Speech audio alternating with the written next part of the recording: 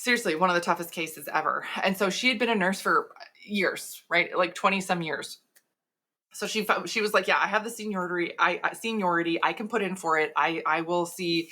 We worked on stuff. She started feeling better, but she's like, I feel like I can there, like it should be more. I was like, I 100% agree. I was like, are you willing to try it? Let's just try it for a couple of months. No night shift. When I tell you, after like 3 weeks of her not doing any night shift, she was like a different person. She did go through, there was like a little readjustment phase in there, but she was like, oh my gosh, I can't believe I waited so long to change this. And I was like, yeah. Hey there, welcome to the Female Health Solution podcast, where we discuss women's health, hormones, and everything else in between. Join me as we dive into the tools that you need to live your healthiest life. Hey there, everyone. Welcome back to the Female Health Solution podcast. I am your host, Dr. Beth Westy. All right, today we're going to be talking about adrenal fatigue. And if you can see me, I'm doing air quotes with my fingers because that is a term that is most people are familiar with. What adrenal fatigue is, what it does in the body, right? How it feels, that type of a thing. But when we really talk about adrenal fatigue, the more technical name for it is HPA axis dysfunction. That's a mouthful, right? That's a mouthful. Where does the HPA axis dysfunction come from? Well, I'm going to show you. Now, this is from a Dutch test. So Dutch testing, this is my favorite hormone test overall. This Dutch stands for Dried Urine Test for Comprehensive Hormones, right there. You can go to their website. They do have a lot of resources and everything for people. They have providers listed. I'm listed there as a provider. Of course, I talk about this all the time, but I love Dutch Test so much for so many reasons. And I'll show you why on one of their sample reports, because we get so much information from it. That's why it's so fantastic. So Dutch test. Again, there are other urine tests, but this one's my favorite. And again, biggest difference between seeing a urine test versus a blood test. A blood test shows you a combination of free and bound hormone.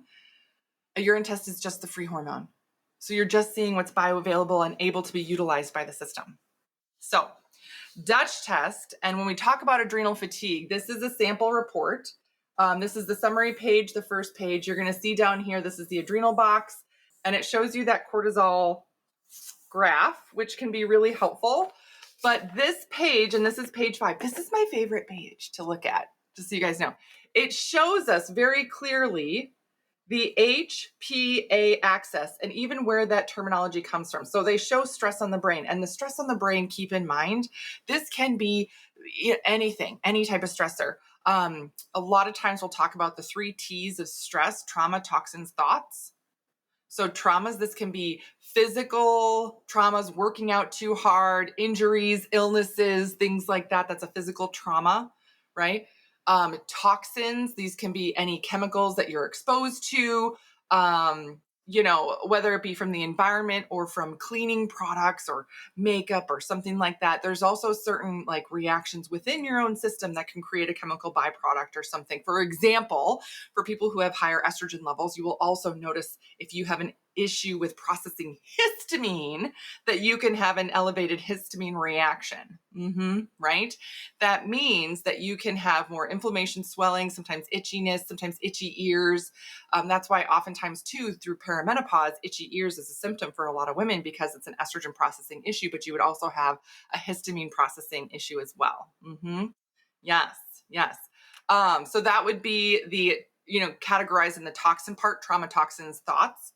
For the stressor right there, 3 types of stressors, stressors categorized in 3 different areas: traumas, toxin, thoughts. And then the thoughts piece of it would be any type of mental stressor. You have worries about something, you have anxiety, you get in an argument with somebody and you're thinking about it, like that thought process that you have that brings on that stress. It doesn't matter where it comes from. It's going to impact your brain and the HP, right, the hypothalamus and pituitary, and then signal down to the adrenal to right here kick off It produces that DHEA, which is androgens, and then also that metabolized cortisol marker. Now you can see this is really low on here. That is an example of having low adrenal function, right? Low adrenal function. Now, why is that important to note? Right? Why do we need to understand that? Because that means that the adrenals overall I think of it like this, like they're being worn out. They're just not able to keep up. Does this happen overnight? No, this doesn't happen overnight. This is usually something that has been going on for a very long time, years, been under stress, chronic stress for years. And then the body just says, I can't keep up with this pace anymore. I can't keep pushing out this cortisol. It's exhausting. It's absolutely exhausting.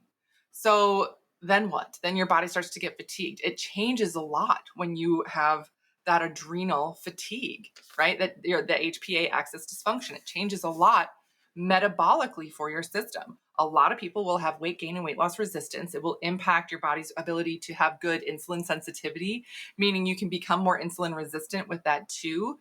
Not only will it be impacting your overall energy level, so you'll feel more fatigued, run down. It can also impact your circadian rhythms, meaning you're not going to feel as awake during the day, but you're not going to get good sleep at night either. Great, right? Oh, super. And then one of the other things that can be really tough is it can be harder to really build and maintain lean muscle at that time too. So if you're like, oh my gosh, I feel exhausted all the time, maybe I just need to be more diligent about working out. I got to force myself to go to the gym. And no matter how much I force myself to go to the gym, how hard I work out, how much I lift, I am not getting stronger. I'm not building muscle like I should. Like if you're lifting weights at the gym consistently, at least a couple times a week to week to week to week. Now, again, we can talk about the hormonal cycle and how estrogen versus progesterone, different phases of the cycle, you might just feel stronger at the gym, that type of a thing. Sure, right? But overall, you really, really, really should notice that if you're lifting, at least for 3 months like that, at least twice a week, 2-3 times a week, you're lifting weights, you should be getting stronger, increasing your weights, increasing your reps, increasing the sets. You should feel stronger. You should be able to then do other household tasks and feel like, oh, I am way stronger. Oh my gosh, yes.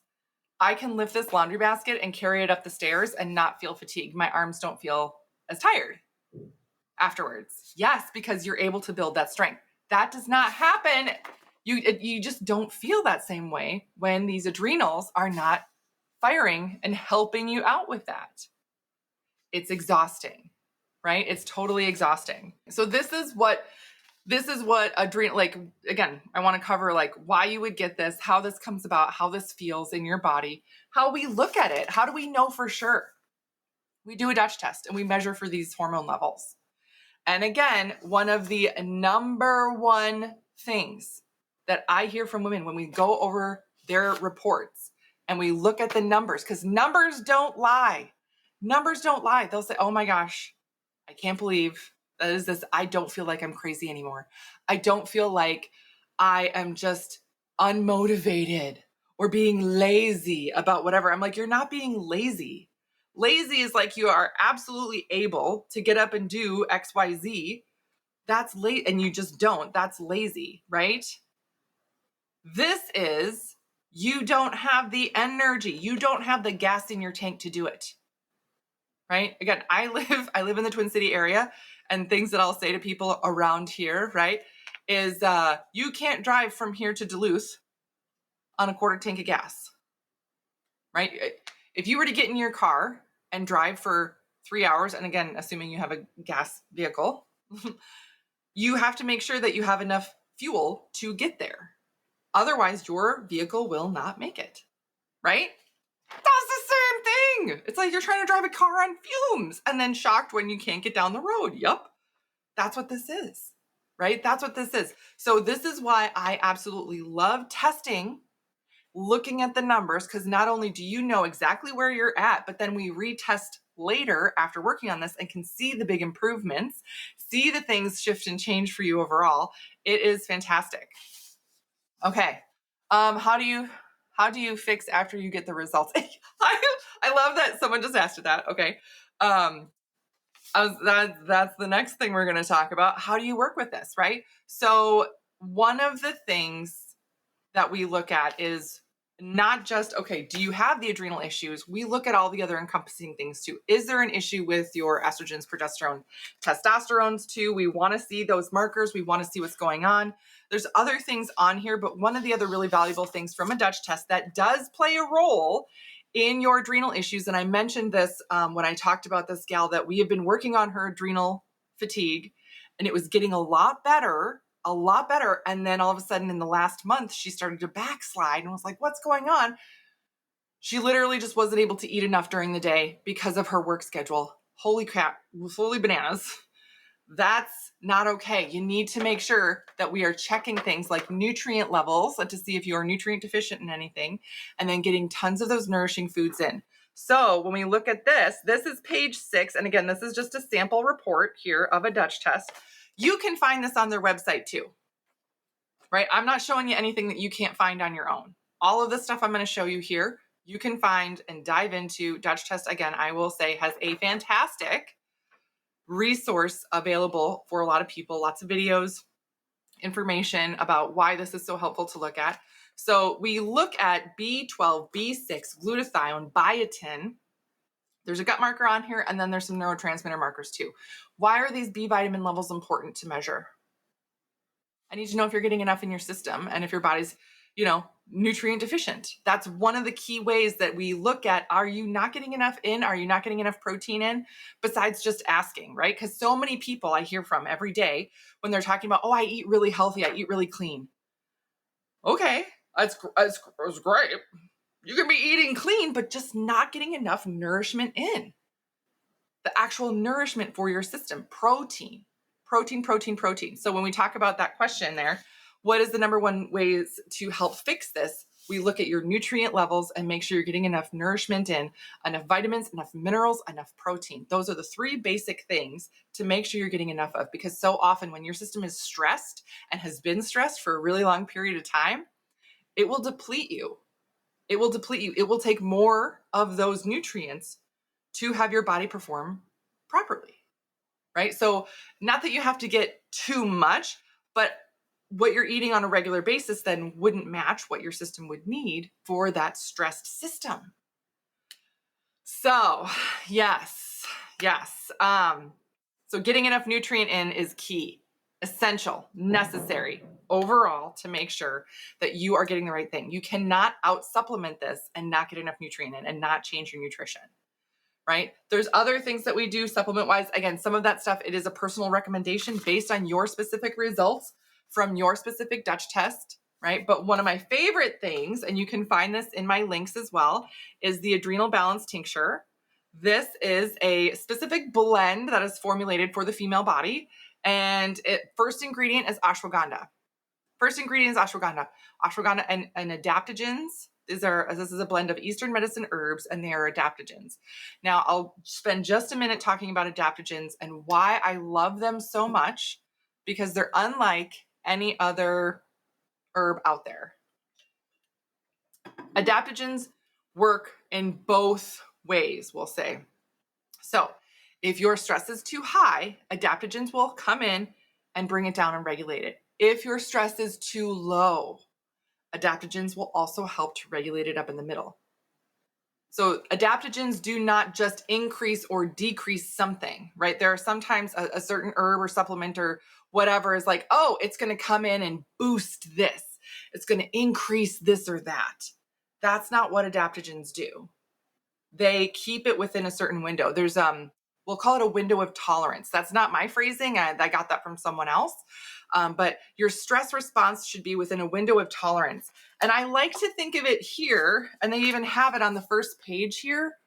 This, I'll fold this in half so you can see it better.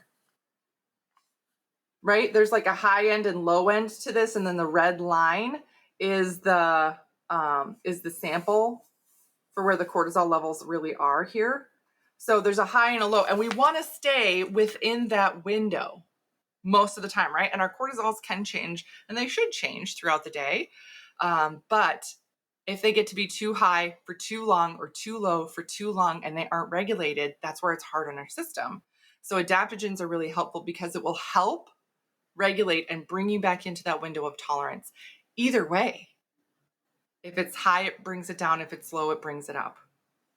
It doesn't just have one function. So that's the cool thing about adaptogens. And ashwagandha is my ultimate favorite to help with that. There's also maca and rhodiola and reishi and American ginseng, kava kava, and valerian.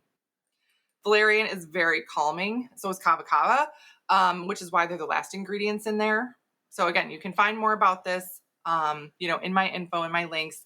But this is honestly people's favorite thing to have around to help them with their stress response on a daily basis. Because as you are working with your body to help with that adrenal fatigue issue, getting enough nutrient in, again, minerals, vitamins, protein.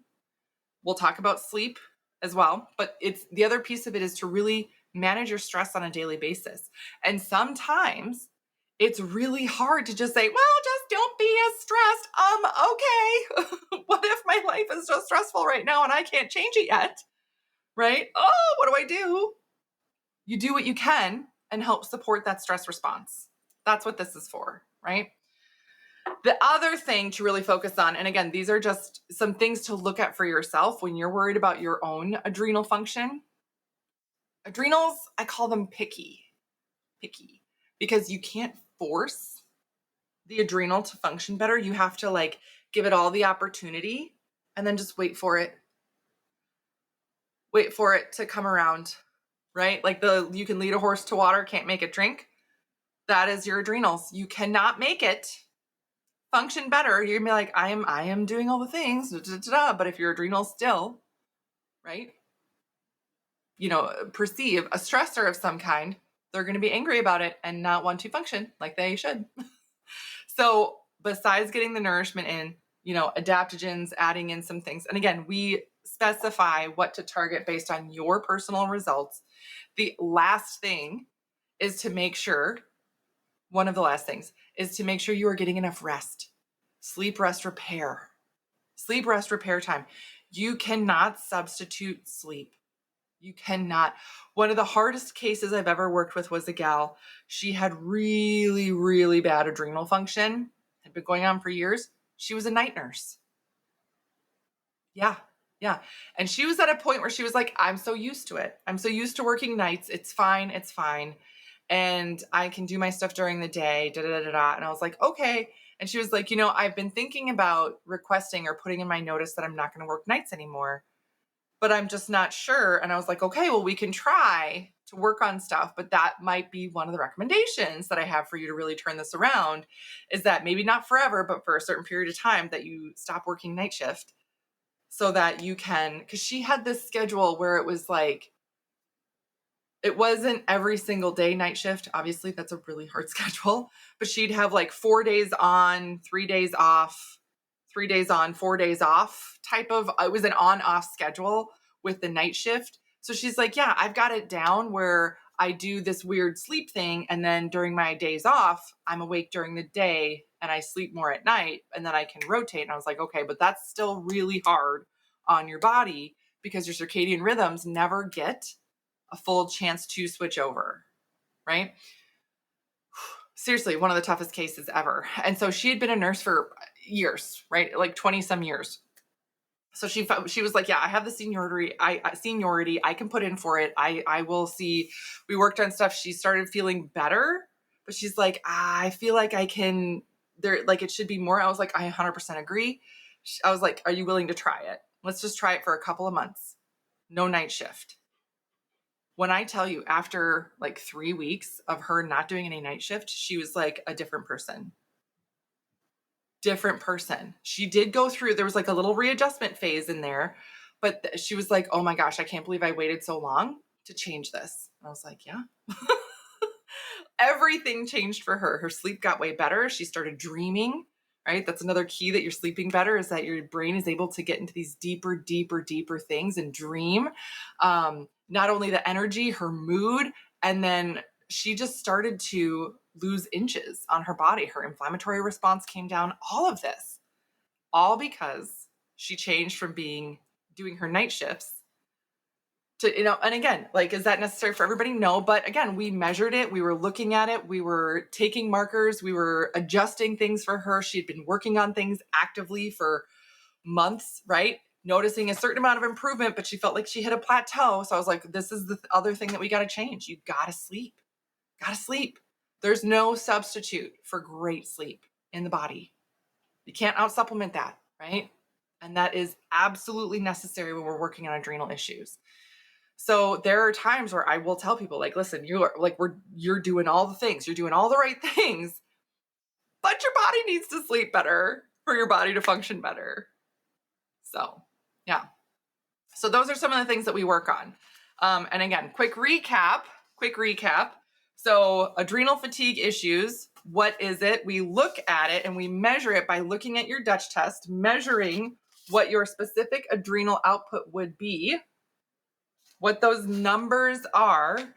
We focus on things like your nutrient intake, if there's any specific adaptogens, things like that we would want to target for you, right? That are going to be helpful. Sleep. And then the only other thing that I would say is also make sure that you are not over-exercising. That's a really common thing that I see too. Women are so stuck and frustrated with their weight or how their body feels. And again, I talked about the body not being able to build lean muscle really well if you are constantly under stress. It's just not a priority. It's not a priority. Not a priority for the body. Why would it build lean muscle, right? If it's constantly under crazy stress, it's not going to. So that's another thing to kind of keep in mind. We want to get enough nourishment in, nutrient in, adaptogens. The adaptogens here, fantastic thing to layer in there. And then sleep, rest, repair, and not pushing yourself too hard. Then giving yourself enough time to do it. So those are the things to really focus on for adrenal fatigue. And then help your system have a regulation afterwards. The more routine you can have day to day as you're working on your cortisol, the better. The body likes routine. Cortisol likes a routine. Waking up around the same time, if you're going to be active or do a workout, doing that around the same time, eating around the same time, getting that nourishment in, and then having a good nighttime routine, giving your body enough time to wind down and sleep, and then having a very good sleep routine. The body loves it, loves a good routine. And that can be really key for helping your adrenals function better. So, all right. That's what I got for you guys today on the podcast. Thank you for tuning in. Let me know if you have any questions. I always love answering questions. Don't hesitate to reach out to me. You can always find information in my links. If you want to learn more about Dutch testing, if you want to learn more about adaptogens or things that I specifically recommend, or if you're wondering, how do I get this for myself? Again, check the links. That's where all that information is, of course. But I so appreciate you being here, stopping by, everything. And stay tuned for the next episode of the Female Health Solution Podcast. Thank you for joining me on today's episode. If you would like more information, just head on over to drbethwesty.com for all the show notes and information from today's episode. And if you're looking for more community, more support, you can find and follow me on Instagram, Facebook, YouTube, TikTok, and I would love to see you there.